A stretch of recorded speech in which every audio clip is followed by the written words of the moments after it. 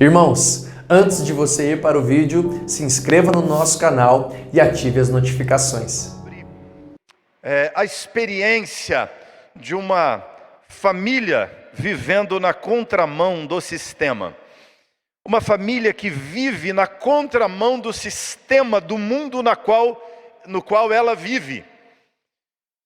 Nós, como famílias, somos pressionados constantemente para sermos família no padrão do século vigente. Aliás, o século, os grupos de pesquisa, o Estado e a sociedade em geral vive tentando até mesmo redefinir o que é família. Até desconstruir o conceito tradicional de família e redefinir e dizer o que é família, ampliando o conceito, indo muito além do conceito do que a Bíblia traz, do que é família, do que é casamento, os conceitos bíblicos sobre sexualidade, sobre a vivência familiar.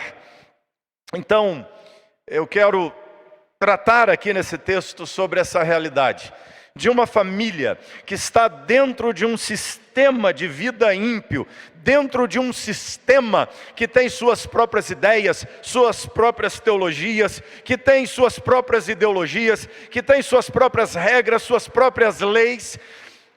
E essa sociedade se arranjou de uma forma tal que ela contradiz Deus, que ela se levanta, ela se opõe contra Deus. E tem aqui uma família que segue o ensino do Senhor Deus.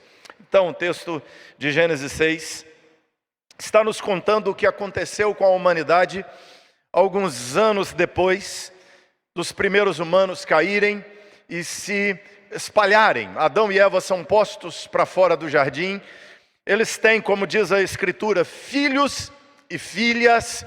E a partir dos filhos e filhas que eles têm, seus próprios filhos, casando entre si, geram novas famílias, e a humanidade então cresce, se espalha sobre a face da terra. Caim com a sua esposa se distanciam, formam uma outra cidade chamada Enoque, capítulo 4 vai nos contar isso, e nasce ali um outro povoado, uma outra comunidade, e nós já começamos a ter diferenças até de etnias naquele ambiente. O texto do capítulo 6, depois que o 5 tratou da genealogia, e aí um parênteses aqui, muita gente tenta calcular os anos da era pré-diluviana a partir da genealogia. Não faça isso, tá certo? Genealogia não serve para cálculo de tempo. Se você olhar para a genealogia de Jesus, fizer uma conta lá, vai dar tempo errado, porque ele salta de um personagem para outro. Às vezes o que ele está dizendo que é pai, na verdade é avô. Algumas vezes é bisavô. E nós temos que lembrar que às vezes na Bíblia o nome de um personagem não aponta só para um indivíduo, mas para um povo, para um clã. Por exemplo, Israel é Jacó, o personagem, e é também a nação. Tá? Edom, às vezes é um indivíduo, às vezes é uma nação. O próprio Esaú, às vezes vai aparecer como sendo nação e como indivíduo. Então, na genealogia você pode ter até a duração do clã, não só do indivíduo, tá ok? Então, nós não sabemos quantos anos se passaram exatamente até Noé, de Adão a Noé. Não dá para fazer uma conta a partir do que temos aqui na contagem ou na genealogia do capítulo 5. Mas o texto nos diz assim: porque estou para derramar águas em dilúvio sobre a terra, para consumir toda a carne em que há fôlego de vida debaixo dos céus, tudo o que há na terra perecerá. Contigo, porém, marca esse versículo 18, contigo, porém, estabelecerei a minha aliança. Entrarás na arca, tu e teus filhos, e tua mulher, e as mulheres de teus filhos, de tudo que vive, de toda a carne, 2 de cada espécie, macho e fêmea, farás entrar na arca. para os conservares vivos contigo, das aves segundo as suas espécies, do gado segundo as suas espécies, de todo réptil da terra segundo as suas espécies. 2 de cada espécie virão a ti para os conservares em vida. Leva contigo tudo o que se come, ajunta-o contigo, ser-te-á para alimento a ti e a eles. E assim fez Noé, consoante a tudo o que o Senhor lhe ordenara. Disse o Senhor a Noé: entra na arca, tu e toda a tua casa, porque reconheço que tens sido justo diante de mim no meio desta geração. Você tem sido justo no meio dessa geração? Essa é uma pergunta que você tem que responder no seu coração. Fecha seus olhos. Senhor, lemos tua palavra, fala conosco através dela, ilumina nosso entendimento, ilumina nosso raciocínio, nos ajuda a compreender essas verdades que lemos, e Deus amado, que elas venham arder no nosso coração. Pai, é tua palavra, é grande demais diante de nosso entendimento. Ó Deus, é profunda demais diante de nossa capacidade de raciocinar, mas que o Senhor, a cada uma das famílias que agora estão reunidas ouvindo, cada pessoa que está agora parada ouvindo, dá, Pai amado, entendimento espiritual dessas verdades espirituais. Em nome de Jesus nós oramos pedindo que assim seja. Amém. Queridos, é um texto aparentemente simples, básico, a gente lê muito na escola bíblica dominical, conta a história da Arca de Noé, mas tudo na Bíblia é mais profundo, e aqui nós temos pelo menos 2 grandes polêmicas na narrativa do texto já de entrada, né? Já vai lá para o que palavra, 2 perguntas aqui boas, porque quando o texto aqui fala sobre os nefilins, se desenvolveu toda uma teologia dizendo que eram gigantes, filhos de anjos que desceram à terra, engravidaram mulheres, e aqui ligam com aquele texto lá de Judas que diz fala de anjos que não guardaram o seu estado original, né?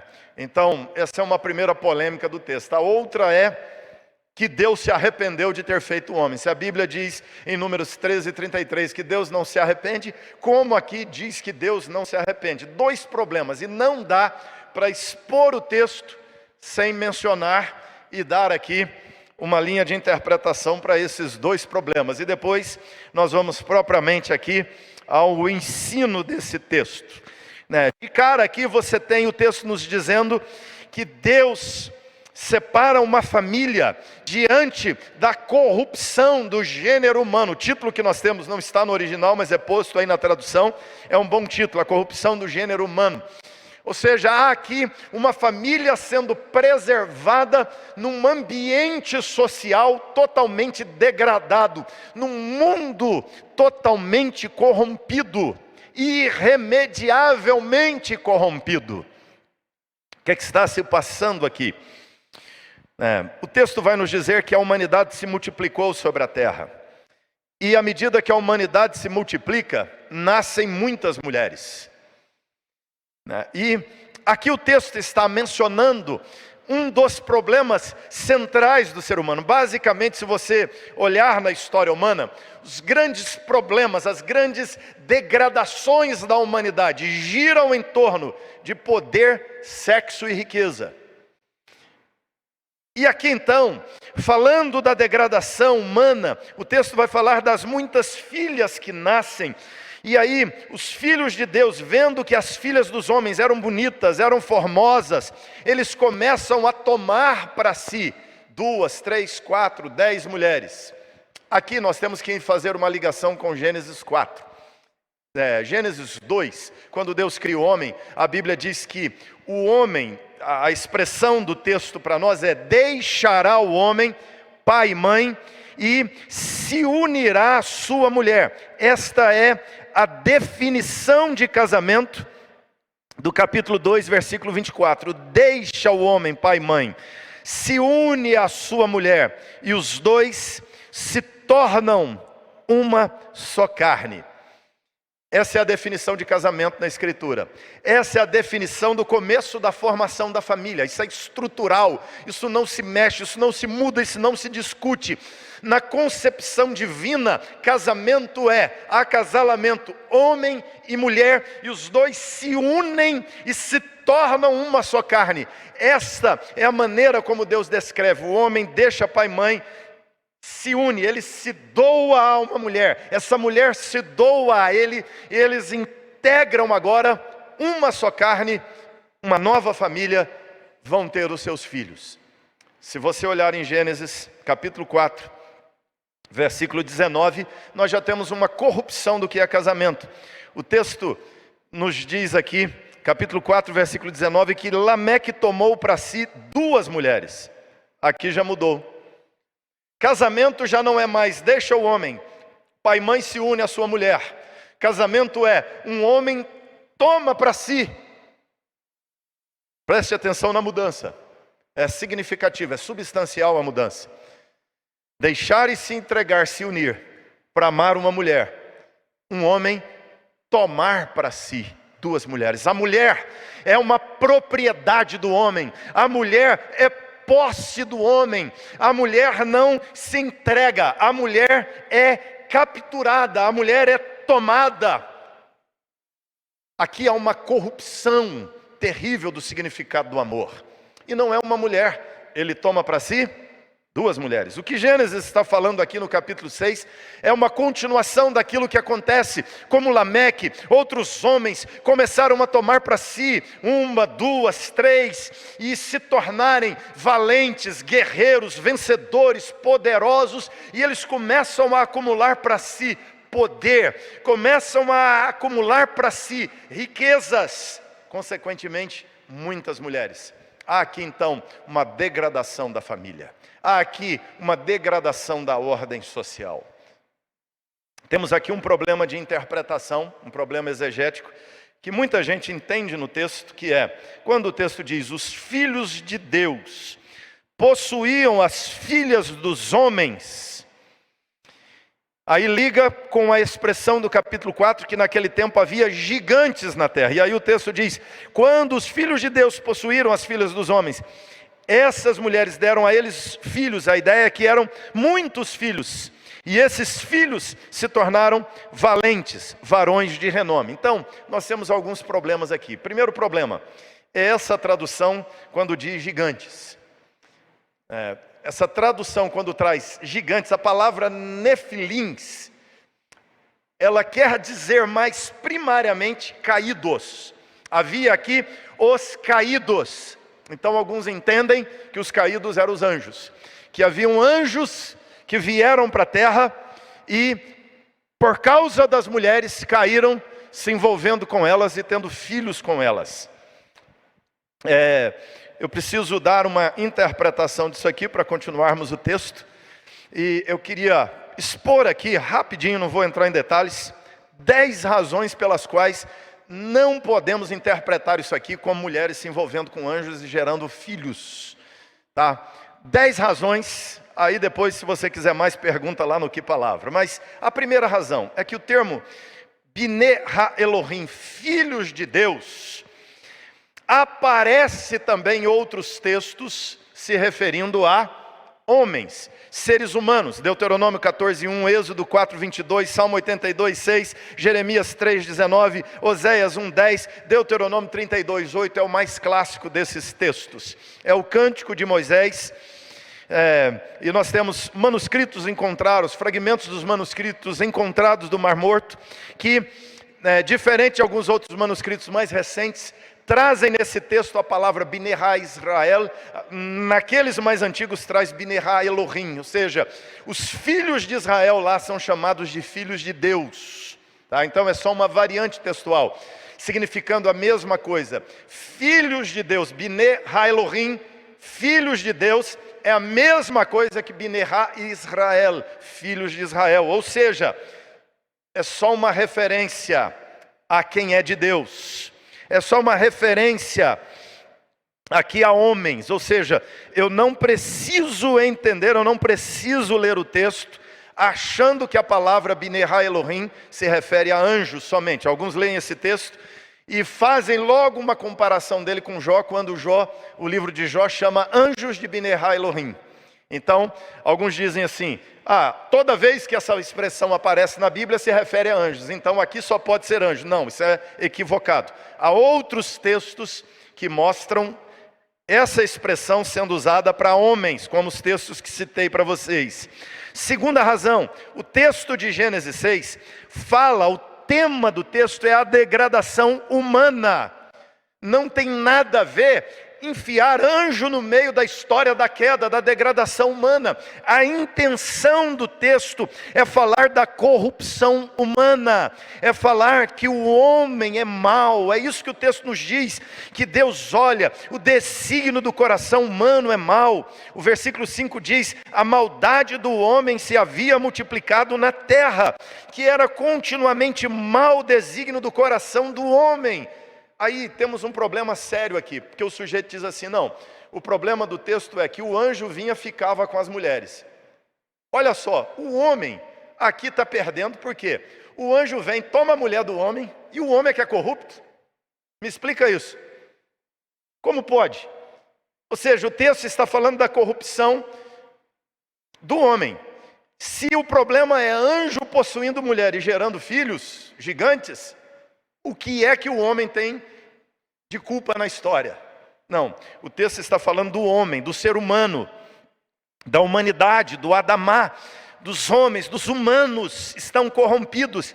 O tema aqui não tem a ver com anjos, tem a ver com homens, é a queda humana, é o juízo sobre a raça humana. Esse é o tema do dilúvio. Terceira razão, os gigantes aparecem em outros momentos na Bíblia, como lá em Números 3, 13 e 33, a mesma palavra vai denotar anjos, ou vai denotar, aliás, homens gigantes, homens de grande estatura. Então, se aqui os gigantes são os filhos de anjos com os homens, eles foram destruídos no dilúvio, como eles aparecem de novo lá na Bíblia na frente, na invasão da terra de Canaã. Não tem a ver isso. Aí alguns dizem: não, é porque alguns gigantes eram tão gigantes que sobreviveram no dilúvio. Ficou com a cabeça para fora na época do dilúvio, né? O cara era mais alto do que Ararat. Não, isso é forçar o texto, tá? Quarta razão, o termo Nefilim significa primariamente caídos e não gigantes, tá? Uma razão básica, o termo Nefilim significa caídos e não gigantes, apesar de ser traduzido aqui como gigantes. O significado hebraico é todo caídos, depravados, corrompidos, que abandonaram o estado original de santidade. Quinta razão, o texto não diz que os filhos dos casamentos citados eram gigantes, e sim Gibom. Ou seja, o texto diz: havia gigante na terra, mas ele não diz que quando os filhos de Deus possuíram as mulheres, as filhas dos homens, os filhos eram gigantes. Ele diz que os filhos eram fortes, valentes e homens famosos. Então, em lugar nenhum o texto diz que os filhos dos filhos de Deus com as filhas dos homens eram gigantes, tá? Então, eu não posso também afirmar isso. Quinta ou sexta razão, o versículo 6 diz que Deus arrepende de ter feito o homem. Se o problema era anjo e mulher e os seus descendentes, o homem, mais uma vez, não é causador, é vítima. Então, como Deus arrepende de ter feito o homem? Não, Deus tinha que ter se arrependido de ter feito anjo, homem, né? Então não é de anjo que o texto trata. 8, anjos são espíritos, diz a Bíblia, são espíritos enviados por Deus a favor dos que hão de herdar a vida eterna. É isso que a Bíblia diz. Ou seja, se são espíritos, como espíritos podiam engravidar mulheres? Anjos não são seres corpóreos, anjos não têm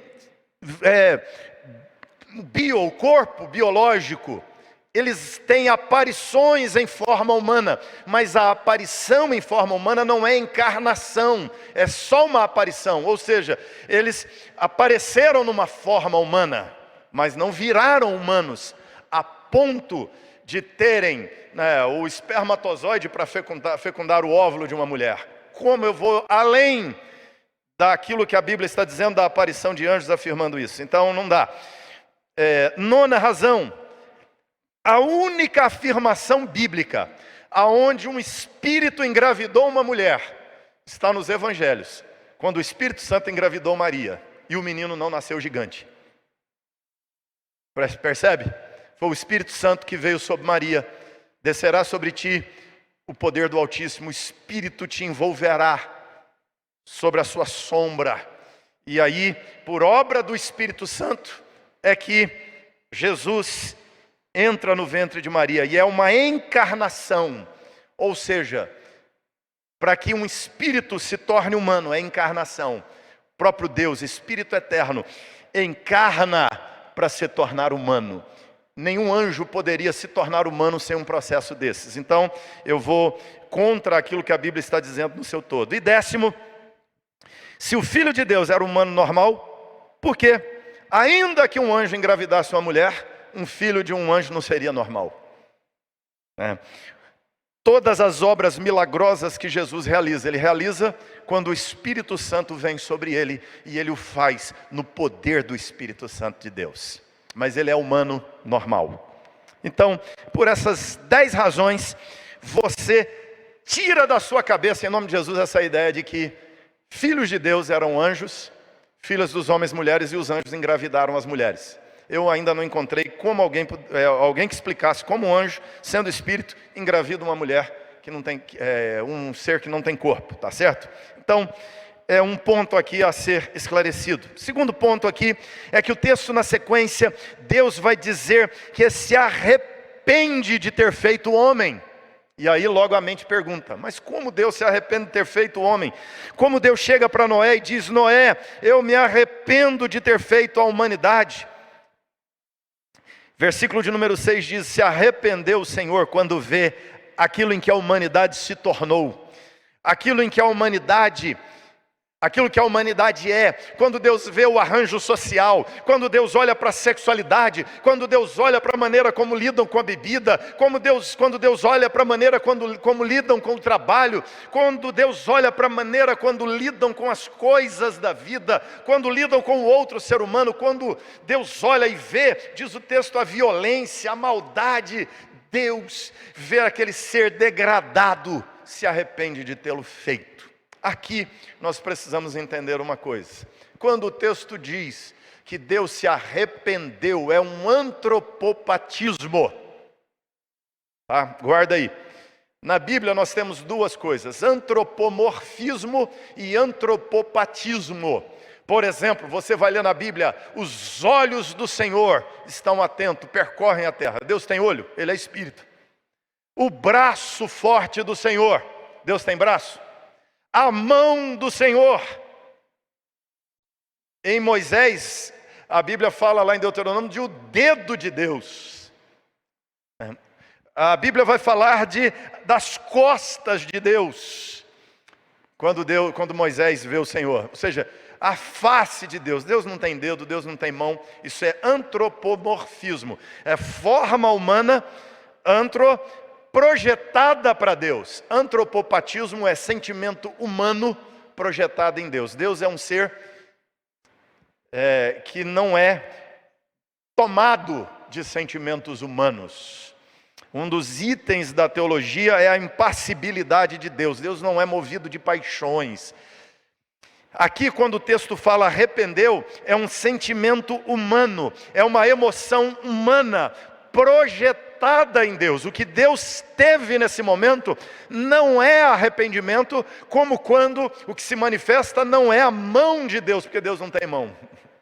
Aqui não é um sentimento divino, é um sentimento humano projetado em Deus. Quando o texto de Números diz que Deus não se arrepende, ele está dizendo que Deus não sente isso que o ser humano sente. Aqui nós temos a palavra do que os humanos sentem, projetada no que Deus sente, mas não é isso que Deus sente. Isso é só uma maneira de nos aproximarmos do que Deus sentiu nessa hora. O que Deus teve aqui, irmãos? De fato, Deus entristeceu com aquilo que vê na sua criação. Deus, de fato, tem um peso no seu coração de ver a humanidade degradada, corrompida, completamente afastada do caminho de Deus. Mas esse peso no coração de Deus não é um arrependimento no sentido de conversão. Quando o texto diz Deus não se arrepende, conversão, você tem que lembrar, é mudança de rota. Está indo numa direção e vai em outra direção. A prova de que Deus não se arrependeu aqui de mudar de direção, de sentir aquela tristeza humana, de ver que fez uma coisa que não deveria ter feito e tem que mudar de caminho, mudar de atitude, é que Deus destruiu não a humanidade inteira, mas parte da humanidade. Deus preservou Noé e sua família e repovoou a terra através deles. Ou seja, se Deus tivesse visto assim, não devia ter criado o ser humano, Deus simplesmente extinguia. Podia transformar o Noé e a família em anjos e pronto. Mas Deus continua a história com a humanidade. Ou seja, a palavra aqui, arrependeu, quer dizer entristeceu, quer dizer pesou no coração de Deus. Pesou no coração de Deus ver o que as pessoas estavam fazendo, como elas estavam se comportando. Não é que Deus pensou que tinha feito algo que não devia ter feito, mas é que Deus ia mudar agora o seu trato com o homem, tá?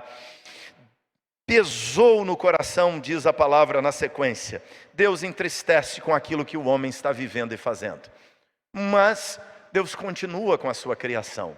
Então ele não desistiu dela. Se Deus tivesse aqui se arrependido, teria exterminado a humanidade e não continuaria com Noé. Bom, como Deus não se arrependeu, no sentido pleno em que um homem se arrepende, a ponto de ter que se converter, mudar de caminho, virar outra criatura, virar uma outra pessoa, isso é a conversão do homem, partindo do seu arrependimento de quem é, a partir do seu arrependimento do tipo de vida que está vivendo, ele tem que mudar. Por isso a palavra grega para arrependimento é metanoia.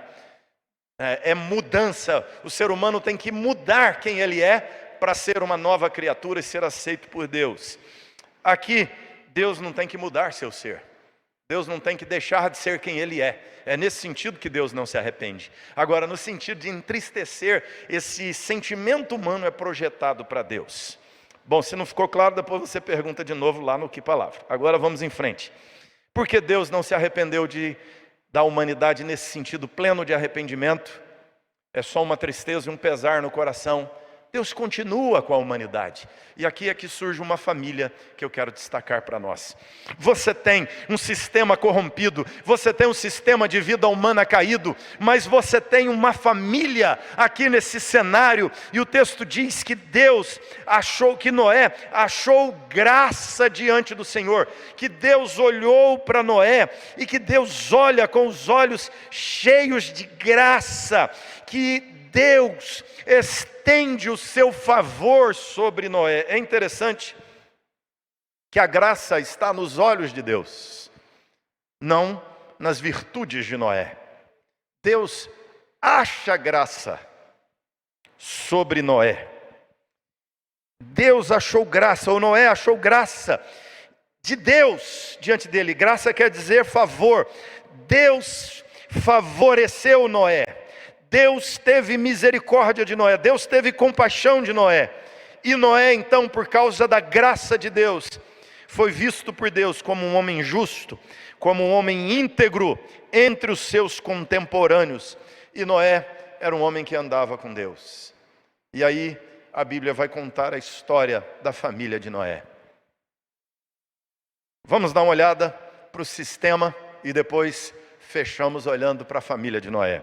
O sistema dentro do qual Noé vivia.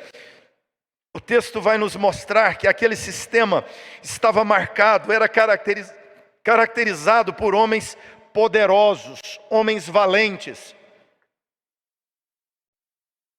O sistema era caracterizado, era marcado por homens que dominavam homens tiranamente, homens que tiranizavam os outros, homens que se impunham sobre os outros e se tornavam proprietários da terra, proprietários dos outros homens, como na relação dos homens com as mulheres, que é pervertida, corrompida. Os homens tomam para si mulheres, as mulheres deixam de ser seres, viram propriedades desses homens poderosos. Outros homens deixam de ser indivíduos e viram propriedade desses homens. A vida humana está marcada por uma descaracterização das relações, e os homens se colocam como poderosos sobre os outros homens, e se colocam como donos dos outros homens. Qualquer semelhança não será coincidência, pode ter certeza.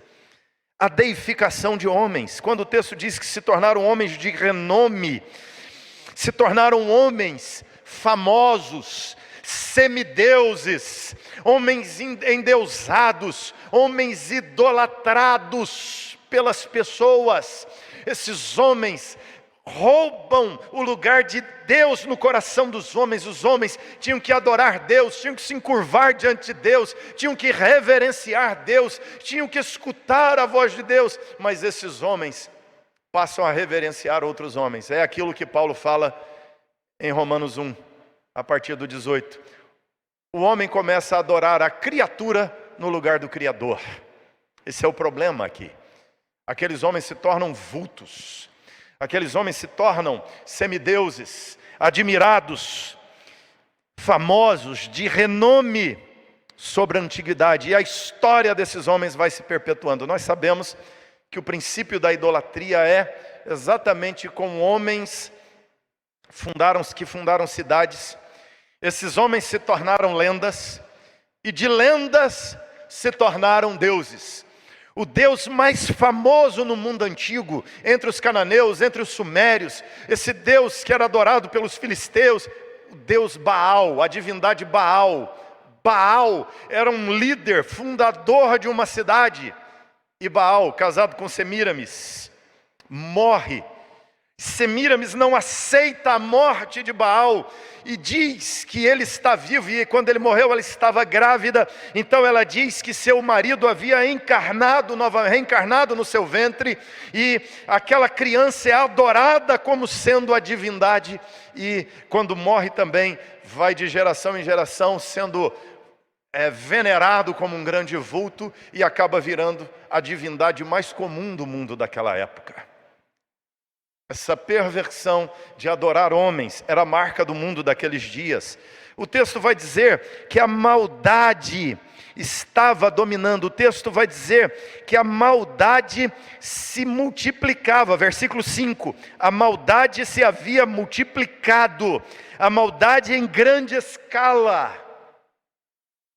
O que torna aquele mundo alvo da ira de Deus? Maldade em grande escala. Pergunta: você acha que tem maldade em grande escala no sistema de hoje? Você acha que existe maldade em grande escala no sistema de hoje? Estava lendo ontem um artigo que nos fala que nessa pandemia, as 400 pessoas, os maiores bilionários do planeta, tiveram sua fortuna crescida em até 25% mais, por causa da pandemia. Estão lucrando com a pandemia.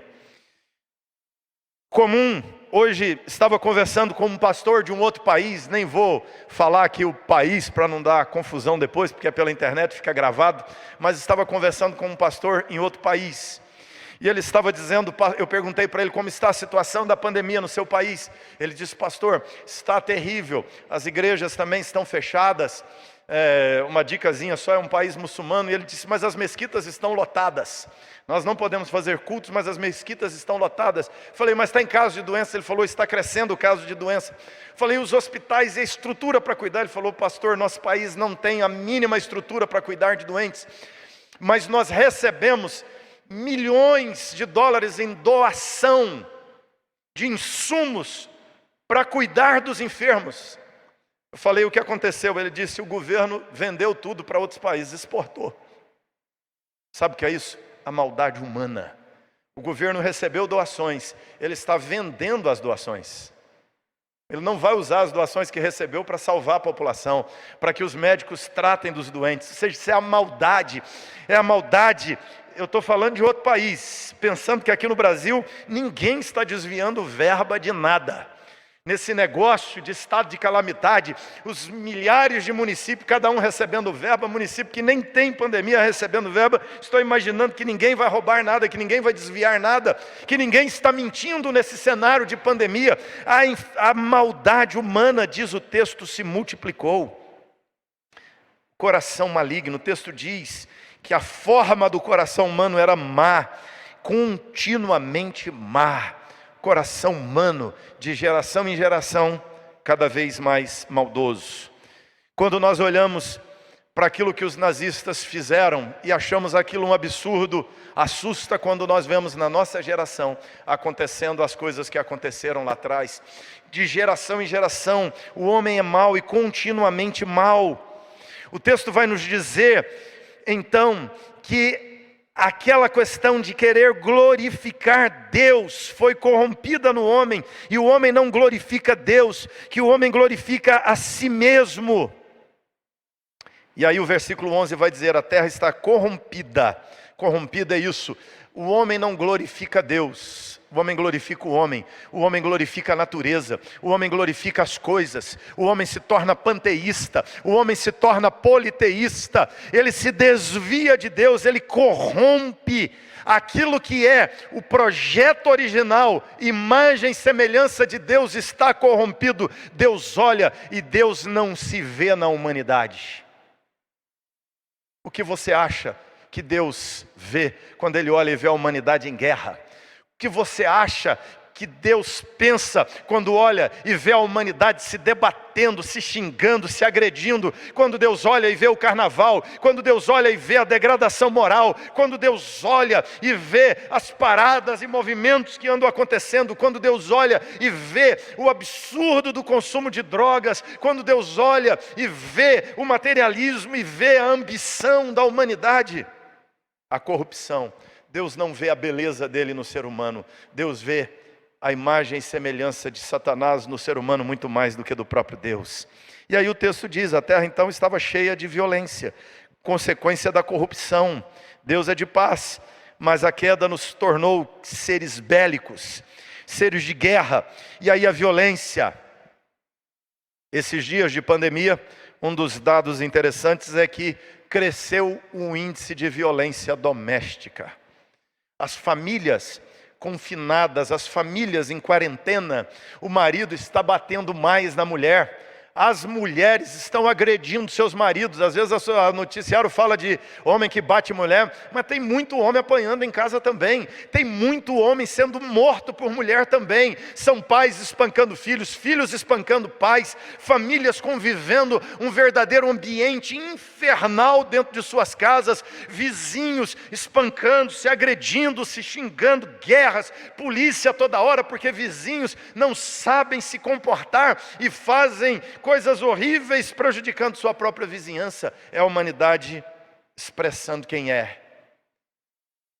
A pandemia, ao invés de levar pessoas à solidariedade, tem levado a um aumento da violência doméstica e aumento de outros tipos de agressividades e violências. Então nós temos aqui um sistema humanista independente de Deus. Jesus diz que eles comiam, bebiam e se casavam e se davam em casamento em Mateus 24, 38. No seu sermão, Jesus diz, eles comiam, bebiam. Aqui, comer parece apontar para o trabalho, comer envolve trabalho. Beber envolve a diversão, o lazer, o deleite.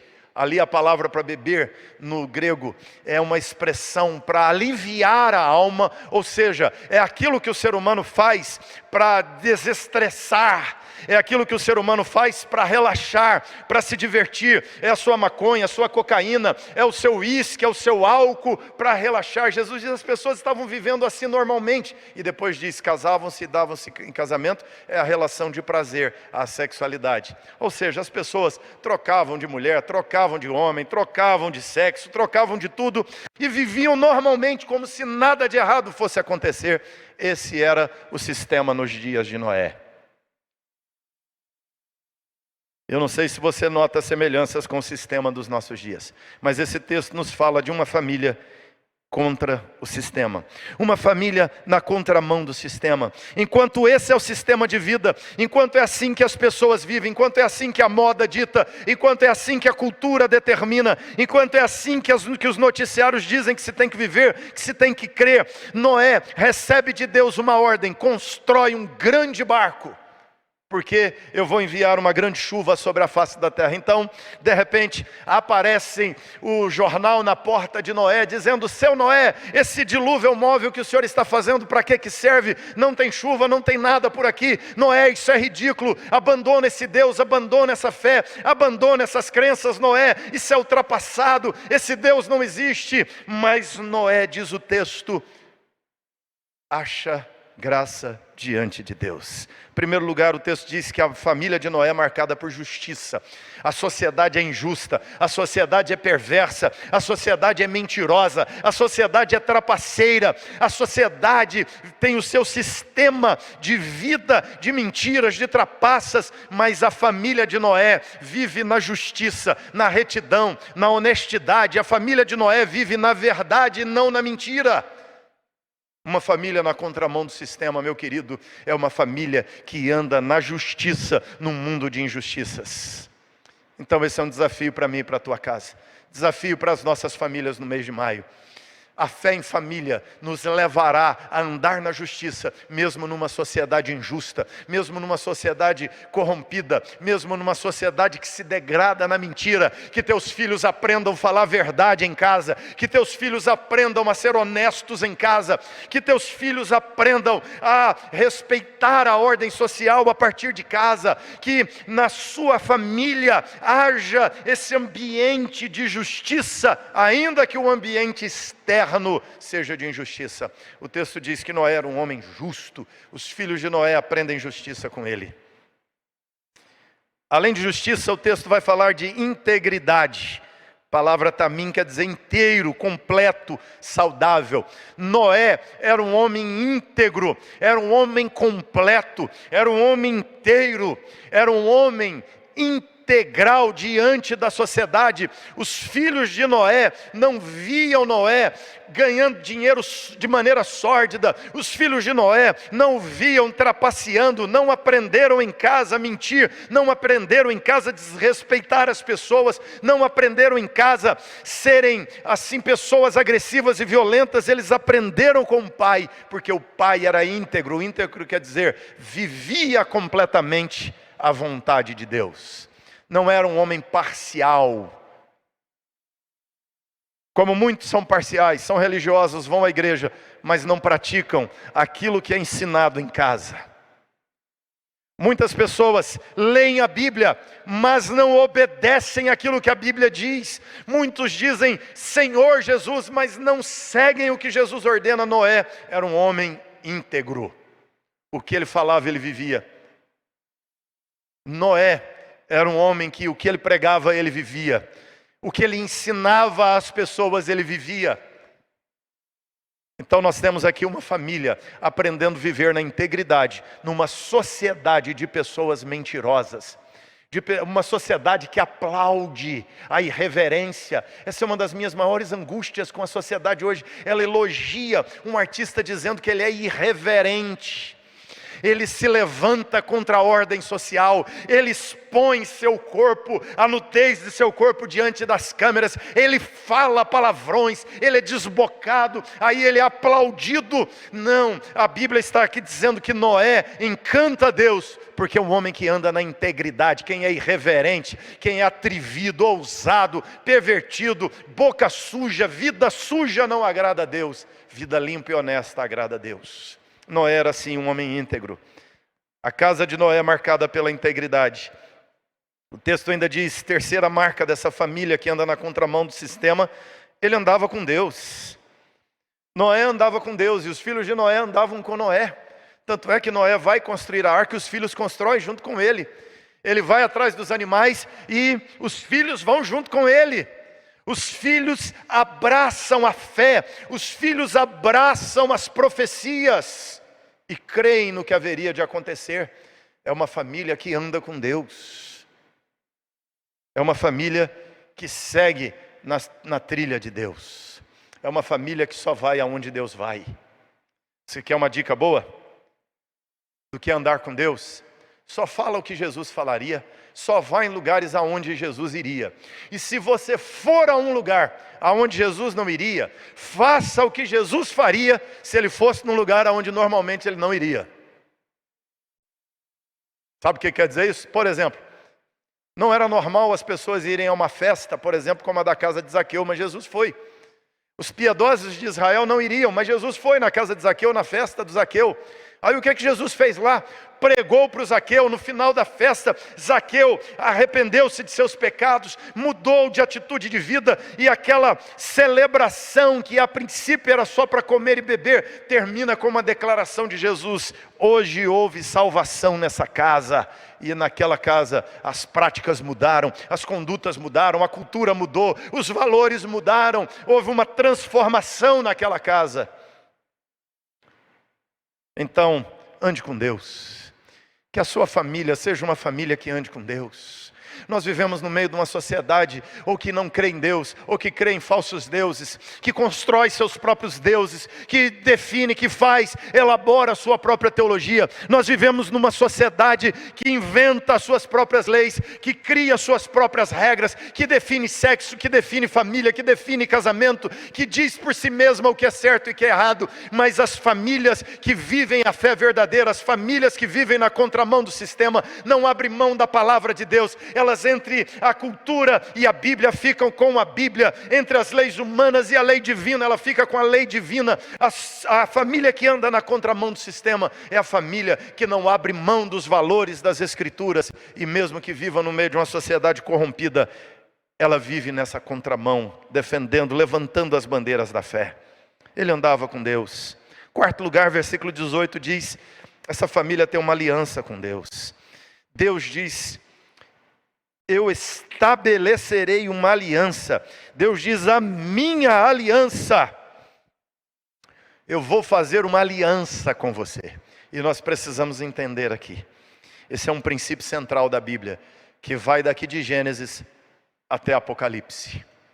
Em Apocalipse você vai ter a visão da Arca da Aliança, apontando essa aliança novamente. O princípio da aliança corta a Escritura inteira. Uma aliança é um pacto, é um contrato que se faz. Uma das maiores marcas da degradação humana é quando as alianças não valem mais nada. Quando você dá um cheque, você faz uma aliança. Se o cheque volta e você não paga, você está violando uma aliança. Quando você faz um contrato de trabalho com uma pessoa, que você vai chegar tal hora, sair tal hora, e que você vai trabalhar, mas lá no trabalho você começa a jogar, você começa a viajar no computador, e você está roubando as horas daquele patrão que te paga, você está quebrando a aliança. E uma das coisas que Deus mais abomina é violação de aliança. Quando você contrata uma pessoa e diz que vai pagar X, mas na hora você começa a inventar descontos e paga Y, você está roubando aquela pessoa. Quando você contrata e diz que vai promover e não promove, você está mentindo e violando a aliança. Quando você promete benefícios e não os dá, você está violando a aliança. Uma sociedade se torna corrompida porque ela começa a violar a aliança com Deus. Consequentemente, o marido começa a violar a aliança com a esposa viola a aliança com o marido, o pai não cumpre a aliança de criar os filhos. Por isso estamos numa sociedade que alguns pais só pagam pensão porque se não pagavam presos, e não honram os filhos que têm. Algumas mulheres abandonam seus filhos e nunca mais os visita. Filhos desonram os pais porque somos uma sociedade inconsciente do que é aliança. A aliança vale tanto que a Bíblia diz no mandamento: honra o pai e mãe e eu vou prolongar seus dias na face da terra. É por causa da aliança, da paternidade, da maternidade. Essa aliança é tão importante para Deus que Ele diz: eu vou prolongar seus dias se você honrar. Consequentemente, o outro viés é verdade também. Você desonra pai e mãe, abomina, ou torna-se abominável diante de Deus. Princípio da aliança. Deus diz: Noé, eu vou fazer uma aliança com você. Noé, eu vou te salvar. Você está no meio de uma sociedade perdida e corrompida, mas eu vou te salvar. Deus jamais fura uma promessa que faz. Deus jamais viola sua aliança. E famílias que vivem na contramão do sistema são famílias que fazem uma aliança com Deus. Gente, ser da igreja é uma aliança. Nós fazemos uma aliança com a igreja. Eu vou ser membro da igreja, isso é uma aliança. Aí o povo viola a aliança assim, não é? Abandona a igreja como quem troca de roupa. abandona a família como quem troca de roupa, abandona o patrão, deixa na mão, abandona o empregado e deixa na mão. As pessoas prometem e não vão, deixa o outro na mão. Isso é uma inconsciência da aliança. Tudo na vida é aliança, e Deus ama quando nós humanos honramos nossos pactos, nossas alianças. Até mesmo o dízimo é uma aliança com Deus, não é lei, é uma aliança. E a bênção não vem do dinheiro que a gente dá, a bênção vem da aliança que temos com Deus, do ambiente onde estamos de aliança com Deus. Esse é um princípio que você precisa entender. Vida cristã não é uma vida religiosa de regras, é um pacto, é uma aliança, é a nova aliança que temos com Deus. Isso é a vida cristã, só isso. Não é religião, é uma aliança com Deus. A religião que eu tenho é a religião da aliança com Deus. Isso molda, isso muda a minha vida inteira. Por último, essa família que vive na contramão do sistema crê na provisão de Deus. Qual é a provisão de Deus? Deus disse: Noé, faz uma arca, eu vou mandar uma grande chuva, e a chuva virá e vai destruir tudo que vive na terra. Essa chuva matará todos os seres vivos do planeta. Coloque nessa arca 2 animais, um casal de cada espécime. De algumas espécimes você vai colocar, você vai aumentar aqui 7 daqueles animais, porque eles terão outra utilidade também na arca. Então, aqui nós temos o cenário. Ele constrói uma arca durante 120 anos. Anuncia para a humanidade daqueles dias que o dilúvio viria, e quem entrasse na arca seria salvo, quem ficasse de fora da arca perderia e seria morto. Que o juízo de Deus viria sobre a humanidade.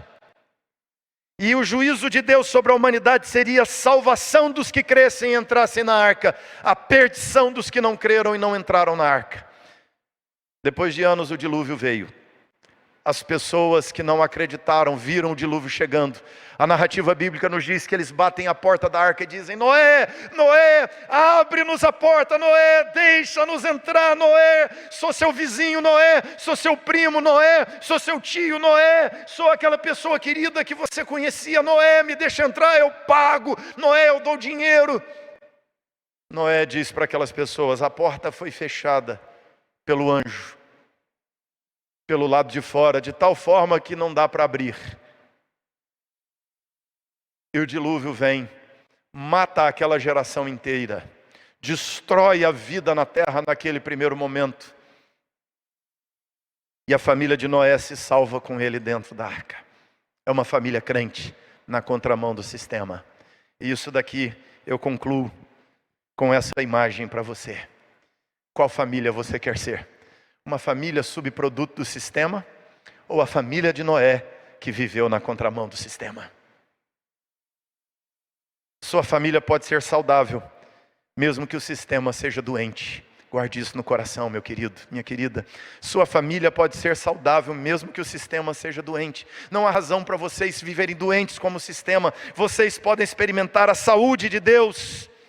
Sua família pode ser santa, mesmo que o sistema esteja corrompido. Tua família pode experimentar a santidade a partir do ambiente interno da família. Vocês podem irradiar a honestidade e a santidade para a vida externa.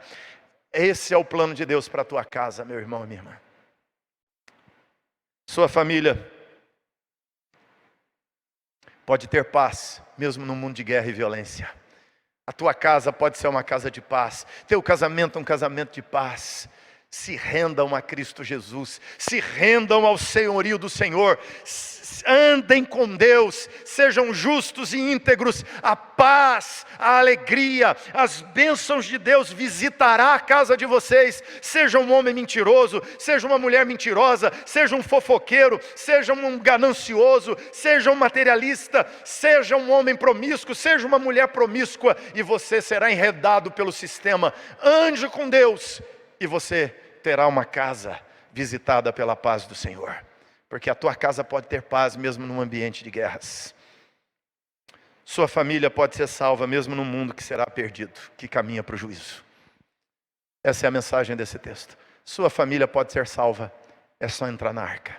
A arca hoje é Cristo Jesus. Assim como naqueles dias poderia parecer um absurdo pregar um dilúvio que viria, entrar numa arca para ser salvo. Pode parecer insano pregar hoje, crer num Messias para ser salvo. Mas, meu irmão, faça a sua escolha. Você quer viver no sistema? Ou você quer ser uma família na contramão do sistema? A contramão do sistema é crer em Jesus. A contramão do sistema é ser um cristão genuíno, autêntico, verdadeiro. A contramão do sistema é ser justo, é ser íntegro. A contramão do sistema é andar com Deus. Para andar com Deus, Cristo Jesus morreu na cruz para perdoar nossos pecados e nos reconciliar com Deus, para que possamos andar com Ele. Não tem como andar com Ele sem reconciliar. E não tem como reconciliar a não ser por meio da aliança através de Cristo Jesus. Deus ainda hoje diz: eu faço uma aliança. Cristo Jesus, erguendo o pão, erguendo o cálice diante dos discípulos, disse para eles: é o cálice da nova aliança. Eu faço uma aliança com vocês. Creiam em mim e vocês andarão com Deus. Na contramão do sistema, você experimentará salvação em Cristo Jesus. Famílias na contramão do sistema. A história de Noé está contada em mais de 200 culturas diferentes, espalhadas pela face da terra. Alguns equivocadamente acham que a narrativa de Gênesis é uma narrativa copiada de algumas outras narrativas primitivas, bem antigas. Na verdade, essa é a narrativa original do que realmente aconteceu. Esse grande dilúvio que veio sobre a humanidade como juízo de Deus. Jesus disse que os dias da vinda dele será como nos dias de Noé. Assim como as pessoas não acreditavam e não imaginavam, não aceitavam que viria um dilúvio, o dilúvio veio. Esses dias de pandemia nos apontam que a qualquer momento virá algo que a humanidade não vai conseguir controlar. Virá um juízo de Deus que a humanidade não conseguirá deter. O que estamos vivendo hoje é só um sinal, é só um aviso, é só um alerta. E é Deus chamando a mim e a tua família para viver na contramão do sistema. Sistema econômico, sistema político, sistema religioso, sistema cultural, sistema pecaminoso, sistema de leis contrárias às leis de Deus, de hábitos contrários aos hábitos divinos para a nossa vida. Famílias na contramão do sistema, vivendo a fé em Jesus. Que o Senhor abençoe você e sua casa. Que, como Josué disse lá atrás, você possa dizer também: eu e a minha casa. Eu não sei vocês, vizinhança, eu não sei a sociedade paulistana, eu não sei o estado de São Paulo, eu não sei o que o Brasil vai fazer, eu não sei o que as nações da terra fará, eu não sei o que os outros povos, as outras crenças farão, mas eu e a minha casa vamos andar com Deus e viver a fé em Jesus em família. Que o Senhor ajude você e sua casa.